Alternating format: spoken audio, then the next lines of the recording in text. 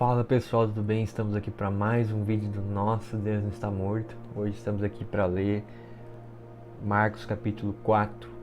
Amém? Mais um livro maravilhoso que nós estamos lendo, mais um capítulo que nós vamos ler. Amém? E eu estou muito feliz porque se nós somarmos, são 28 capítulos de Mateus 28 lidos, mais 3, né? Então 28 mais 3, 31, mais esse 32, então hoje já é o capítulo 32, vamos dizer assim, no Novo Testamento que nós estamos lendo há mais de um mês, e estou muito feliz com isso, e que nós possamos ir aí até dezembro lendo para a glória do Deus vivo, para a glória de Cristo, amém? Então vamos estar lendo aí a parábola do semeador, e aqui tá os versículos da parábola também, tá bom? Voltou Jesus a ensinar à beira-mar, e reuniu-se numerosa multidão a ele, de modo que entrou num barco, onde se assentou, afastando-se da praia, e todo o povo estava à beira-mar na praia. Assim lhes ensinava muitas coisas por parábolas, no decorrer do seu doutrinamento. Ouve, eis que saiu o semeador a semear, e ao semear, uma parte caiu à beira do caminho, e vieram as aves e a comeram. Outra caiu em solo rochoso, onde a terra era pouca, e logo nasceu, visto não ser profunda a terra. Saindo, porém, o sol a queimou, e porque não tinha raiz, secou-se. Outra parte caiu entre os espinhos, e os espinhos cresceram e a sufocaram, e não deu fruto. Outra, enfim, caiu em boa terra, e deu fruto, que vingou e cresceu, produzindo 30, 60 e a 100 por um. E acrescentou: quem tem ouvidos para ouvir, ouça. A explicação da parábola. Quando Jesus ficou só, os que estavam junto dele com os 12 interrogaram a respeito das parábolas, e ele lhe respondeu: a vós outros é dado a conhecer o mistério do reino de Deus, mas os de fora tudo se ensina por meio de parábolas, para que vejam e não percebam, e ouvindo ouçam e não entendam, para que não venham a converter-se e haja perdão para eles. Então ele lhes perguntou: não entendeis esta parábola, e como compreendereis todas as parábolas? Então veja, Jesus traz uma parábola aqui, e Jesus fala um pouco sobre por que ele usava as parábolas. Porque na verdade Jesus, apesar de parecer nessa leitura aqui, principalmente a leitura aqui, a vós outros é dado a conhecer o mistério do reino de Deus, mas aos de fora tudo se ensina por meio de parábolas, para que vendo vejam e não percebam, e ouvindo ouçam e não entendam, para que não venham a converter-se e haja perdão para eles. Parece que Jesus está querendo que eles não conheçam a parábola, mas não é isso. É que tudo que Jesus fala é muito óbvio. Na verdade, era do contexto deles judaico. Tá? Muitas coisas que Jesus estava falando aqui, principalmente semear, sementes era uma coisa que eles usavam muito. A questão de plantação eles usavam demais, entendeu? Do patrão e dos funcionários, tudo isso eles tinham. Então Jesus pegava coisas do cotidiano deles e ensinava através de parábolas. E por que ele diz? Para que ouçam e não creiam. Por que Jesus fala isso? Porque o coração deles estava incrédulo, entendeu? Porque se o coração deles estivesse mais aberto e com mais intimidade para Deus e para o Senhor, eles teriam entendido aquilo que Jesus estava falando. Mas como eles estavam com o coração duro, muitos deles estavam com o coração duro, eles não entendiam. E quem que não entendia? Veja, muitas pessoas normais e comuns, simples, muitas delas até creram em Jesus. Mas os que mais tinham dificuldade de crer eram os mestres da lei e os fariseus. Por quê? Por que os mestres da lei, fariseus e tudo mais tinham mais dificuldade de crer em Cristo? Por quê? Porque eles tinham uma carga religiosa muito grande, que muitas vezes, apesar de fazer eles acreditar em muita coisa na Bíblia, fazia eles ficar muito cegos. Então eles achavam que Jesus tinha que ser de um jeito, e Jesus, quando veio, ele veio de uma forma mais humilde, e eles não entenderam o recado de Deus. Entendeu? Então a cegueira espiritual deles fez Deus não ser reconhecido por eles quando ele veio através de Cristo. Então lhes perguntou: não entendeis esta parábola? E como compreendereis todas as parábolas? O semeador semeia a palavra. São esses os da beira do caminho, onde a palavra é semeada. Enquanto a ouvem, logo vem Satanás e tira a palavra semeada neles. Semelhantemente, são esses os semeados em solo rochoso, os quais, ouvindo a palavra, logo a recebem com alegria, mas eles não têm raiz em si mesmos, sendo antes de pouca duração, e, lhe chegando a angústia ou a perseguição por causa da palavra, logo se escandalizam. Outros, os semeados entre os espinhos, são os que ouvem a palavra, mas os cuidados do mundo, a fascinação da riqueza e as demais ambições, concorrendo, sufocam a palavra, ficando ela infrutífera.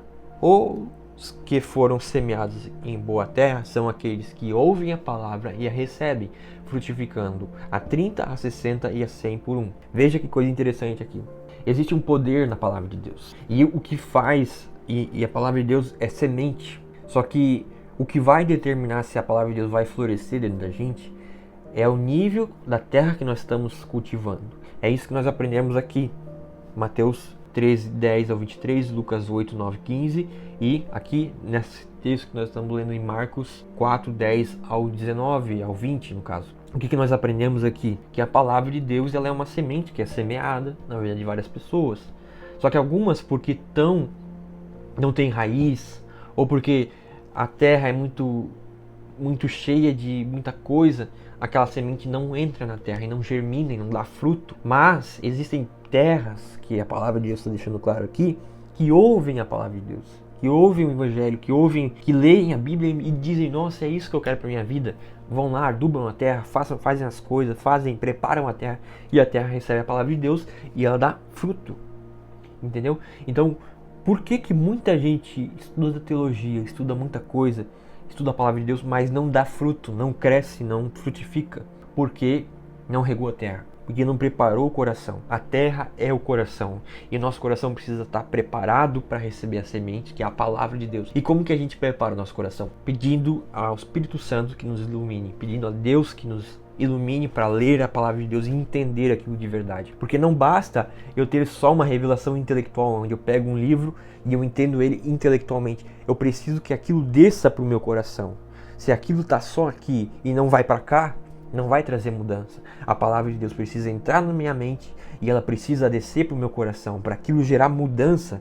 E a gente vê nesse texto aqui, a gente vê nesse contexto aqui, que a preocupação às riquezas, a ansiedade da vida, muitas vezes impede a palavra de entrar aqui e vir para cá.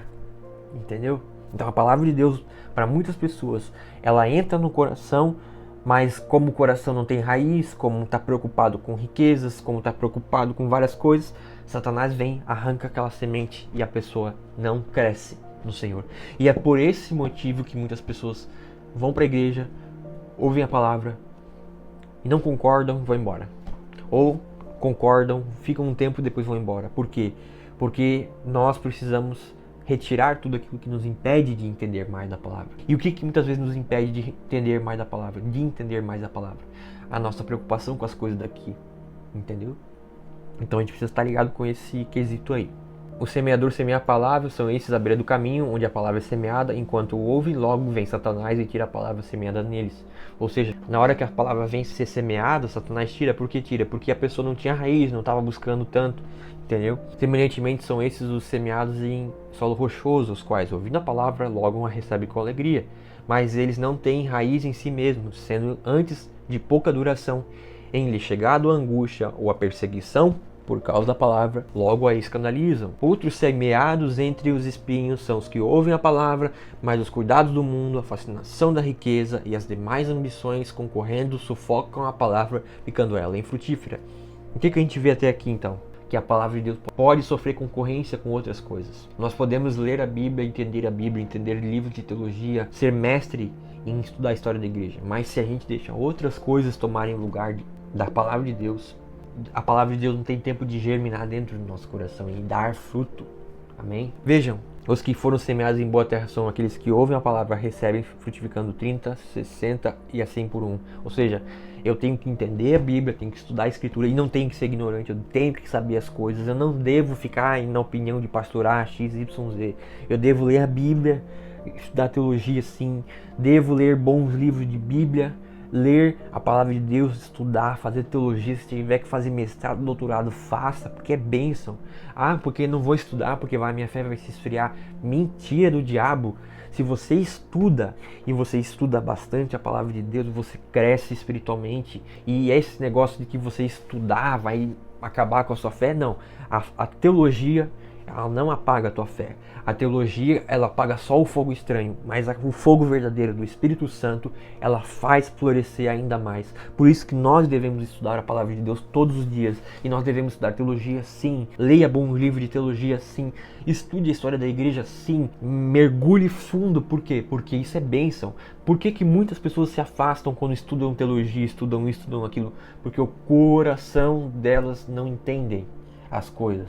Aquilo só é entendido no intelectual, mas não desce para o coração. Nós temos que entender com a mente e entender com o coração. Entender aqui, ó, isso precisa descer para cá, precisa descer para dentro da gente. E não só ser uma revelação intelectual, que eu sei explicar as doutrinas básicas da fé cristã intelectualmente, mas isso precisa descer daqui para cá, para que produza fruto, para que o meu coração seja cheio da palavra de Deus e ela produza frutos ainda maiores. A parábola da candeia também lhe disse: vem porventura a candeia para ser posta debaixo do alqueire ou da cama? Não vem, antes para ser colocada no velador, pois nada está oculto senão para ser manifesto, e nada se faz escondido senão para ser revelado. Se alguém tem ouvidos para ouvir, ouça. Então lhe disse: atentai no que ouvis, com a medida com que tiveres medido, vos medirão também, e ainda vos acrescentará, pois ao que tem se lhe dará, e ao que não tem, até o que tem será tirado. Ou seja, nós devemos ser luz, como está escrito aqui, ó. A candeia não pode ser colocada debaixo do alqueire, ou seja, ou na cama, ou da cama. Ou seja, nós não devemos esconder a nossa luz debaixo da cama, debaixo. A nossa luz precisa brilhar, nós precisamos ser a luz que esse mundo, o sal da terra e a luz do mundo. E versículo 22 diz assim, ó: pois nada está oculto senão para ser manifesto, e nada se faz escondido senão para ser revelado. Outra ampliação desse texto está lá em Mateus 10, 26 e Lucas 12, 2. Se alguém tem ouvidos para ouvir, ouça. Então lhe disse: atentai no que ouvis, com a medida com que tiveres medido, vos medirão também, e ainda se vos acrescentará, pois ao que tem se lhe dará, e ao que não tem, até o que tem lhe será tirado. Eu acredito que isso está muito relacionado ao versículo 21, que fala para a gente não esconder a nossa luz. Porque aqueles que escondem a luz vão sendo retirados por Deus, mas aqueles que fazem a luz ser exposta, aqueles que levam a palavra, aqueles que abrem a boca e deixam Deus usar através da Escritura, esses produzem frutos, e esses Deus dá mais conhecimento, mais sabedoria para a pessoa poder explicar as coisas, e mais sabedoria para poder aplicar aquilo que estuda. Amém? A parábola da semente disse ainda: o reino de Deus é assim como se um homem lançasse a semente à terra, depois dormisse e se levantasse de noite e de dia, e a semente germinasse e crescesse, não sabendo ele como. A terra por si mesma frutifica primeiro a erva, depois a espiga, e por fim o grão cheio na espiga. E quando o fruto está maduro, logo se mete a foice, porque é chegada a ceifa. Ou seja, a palavra de Deus, ela é uma semente, e um vai semear a palavra de Deus, o outro vai regar, e o outro vai cortar o fruto, entendeu? Então às vezes você vai pregar para uma pessoa, e a pessoa já vai ter sido regada a palavra de Deus no coração da pessoa. A pessoa já vai ter passado ali pela erva, pela espiga, por fim o grão cheio na espiga. Você só tem que cortar. É por isso que nós hoje estamos se aproximando da maior colheita de almas de todos os tempos, porque o Evangelho está sendo pregado, meu amigo. O Evangelho está sendo pregado, e nós precisamos ser aqueles que colhem, que vão para a colheita, porque a seara é grande, mas os trabalhadores são poucos. Nós precisamos ir atrás de almas, precisamos colher as espigas, porque elas já estão maduras. E isso nos mostra que muitos já ouviram o Evangelho. Está na hora de a gente colher, trazer essas pessoas. E colher tem esse entendimento. Tem outro sentido também isso aqui? Tem vários sentidos. Mas esse é um dos sentidos de você resgatar as pessoas. Se a palavra ela entra no coração de alguém, e se a palavra já deu fruto, e esse fruto já cresceu, nosso papel é colher esse fruto. Entendeu? E não dar esse fruto para estranhos, não. Cuidar desse fruto. Amém? A parábola do grão de mostarda disse mais: a que semelhamos o reino de Deus? Ou com que parábola o apresentaremos? É como um grão de mostarda que, quando semeado, é a maior de todas as sementes sobre a terra. Mais uma vez semeada, cresce e se torna maior do que todas as hortaliças e deita grandes ramos a ponto de as aves do céu poderem alinhar-se à sua sombra. Então, olha só, a parábola do grão de mostarda. Então, ao que semelharemos o reino de Deus, ou com que parábola o apresentaremos, é como um grão de mostarda que, quando semeado, é a menor de todas as sementes sobre a terra. Mas, uma vez semeada, cresce e se torna maior do que todas as hortaliças e deita grandes ramos, a ponto de as aves do céu poderem aninhar-se à sua sombra. Ou seja, o reino de Deus, ele é uma grande árvore que nos dá descanso. Amém? Lá em Apocalipse fala da árvore da vida, que vai ficar. Amém? E aqui é uma árvore também. Há uma árvore que Deus nos dá para descanso.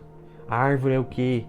A árvore está enraizado em Cristo. Nós somos árvores, e a árvore se mexe. E a árvore se mexe para onde? Para ter raízes. Raízes aonde? Em Cristo. Então nós aprendemos com essa parábola aqui que nós devemos sim levar a mensagem do Evangelho, porque isso gera árvores grandiosas e essas árvores trazem descanso.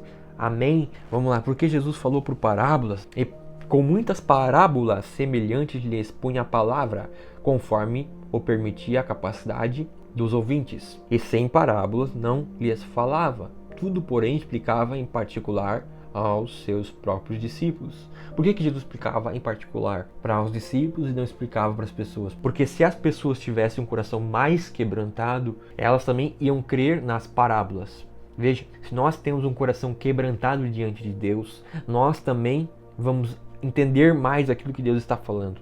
Por isso que no versículo 33 e 34, a Bíblia fala aqui que com muitas parábolas semelhantes lhe expunha a palavra, conforme o permitia a capacidade dos ouvintes. E sem parábolas não lhes falava. Tudo, porém, explicava em particular aos seus próprios discípulos. Jesus acalma uma tempestade. Naquele dia, sendo já tarde, disse-lhe Jesus: passemos para outra margem. E eles, despedindo a multidão, o levaram assim como estava, no barco, e outros barcos o seguiam. Ora, levantou-se grande temporal de vento, e as ondas se arremessaram contra o barco, de modo que o mesmo já estava a encher-se de água. E Jesus estava na popa, dormindo, sob o travesseiro. Eles o despertaram e lhe disseram: Mestre, não te importa que pereçamos? E ele, despertando, repreendeu o vento e disse ao mar: Acalma-te, emudece. O vento se aquietou e fez-se grande bonança. Então lhe disse: Por que sois assim tímidos? Como é que não tendes fé? E eles, possuídos de grande temor, diziam uns aos outros: Quem é este que até o vento e o mar lhe obedecem? Uau! Quem é este que até o vento e o mar lhe obedecem? Então o que nós aprendemos aqui? Nós aprendemos sobre a parábola. E o que nós aprendemos aqui? De Marcos, capítulo 35 ao 41. Nós aprendemos que Jesus manda em tudo. E Ele tem controle sobre tudo. E Ele não se preocupa com as nossas tempestades da vida. Porque Ele não estava preocupado com a grande tempestade que tinha ali fora, enquanto Ele estava de boa. Jesus se preocupa com duas coisas: se a gente está com a fé e se a gente está aqui tranquilo. Porque olha só, Ele tem autoridade para dizer: acalma-te, emudece. O vento se aquietou e fez grande bonança. Ou seja, ficou tranquilo. A grande questão é que Jesus tem essa autoridade. Como é que não tendes fé? Como é que não tendes fé? Ou seja, se a gente tiver mais fé em Deus, mais fé em Cristo, Ele acalma o mar pra gente. Nós só precisamos crer nisso. Amém? E eu quero orar para que nós possamos viver mais isso. Nós possamos ter Jesus participando mais e cuidando mais da gente, mesmo que a gente vê que está muita coisa errada à nossa volta.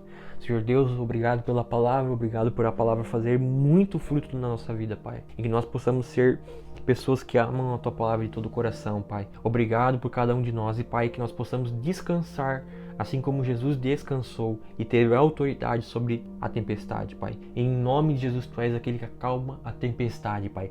Acalma a tempestade na nossa vida, Pai. E faz de nós pessoas que amam o Teu amor, Deus. Em nome de Jesus, que nós possamos ser cheios da Tua graça, cheios do Teu amor e possamos ser inundados com a Tua presença, Pai, para descansar, Deus, no meio das tempestades, Pai.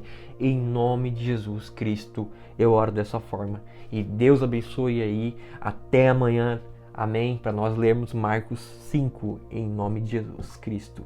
Amém. Valeu!